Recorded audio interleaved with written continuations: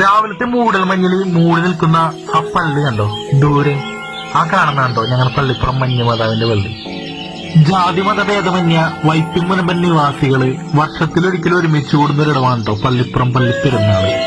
ഈ പുഴയിലൂടെ മത്സ്യബന്ധനത്തിന് പോകുന്ന എല്ലാ മക്കളെയും അനുഗ്രഹിച്ചുകൊണ്ട് മാതാവ് നിൽക്കണം കേട്ടാ.